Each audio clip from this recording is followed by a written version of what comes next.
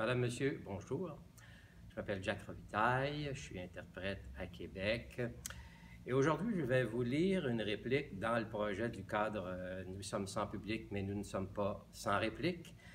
Aujourd'hui, je vais vous lire une réplique donc d'une pièce qui m'a beaucoup marqué, moi, en tant qu'acteur, et qui s'appelle Lentement la beauté. Alors, je vous situe très rapidement où la réplique a eu lieu. C'est un homme d'une cinquantaine d'années qui est allé voir Les Trois Sœurs, la pièce de Tchekhov, comme ça par hasard, et qui a été comme séduit totalement par cette pièce-là. Il est retourné la voir plusieurs fois, et là, il assiste à la dernière de la pièce, et je vais vous lire ce qu'il dit. Excusez-moi, baron Tuzenbach, ce soir, c'est la dernière de la pièce. Je suis venu la voir plusieurs fois, puis cette réplique-là, c'est ma réplique préférée. Si ça ne vous dérange pas, pourriez-vous me le redire une dernière fois, s'il vous plaît? Monsieur Tuzenbach commence la réplique. Non seulement dans 200 ou 300 ans, mais dans 1 million d'années, la vie sera encore la même.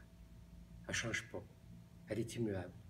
Elle a ses propres lois qui sont beaucoup plus grandes que nous autres, dont on sait à peu près rien, mais qui nous mènent, nous conduisent. Regardez les oiseaux migrateurs, par exemple. Les oies, les canards, les outardes, qui passent au-dessus de nos têtes à tous les printemps. Mais ces oiseaux-là, ils volent, sans même peut-être savoir pourquoi. Et ils volent. Ils vont leur chemin. Puis même s'il y a des philosophes parmi eux, ou des poètes, ou des simples d'esprit, même s'il y en a qui ont de grandes pensées, ou d'autres qui pensent à rien, parce qu'ils sont trop fatigués. Mais c'est pas grave, ça fait rien, du moment qu'ils volent, puis qu'ils continuent à voler. Cette pièce-là a connu beaucoup de succès. On l'a jouée un peu partout au Québec, on l'a jouée à Ottawa.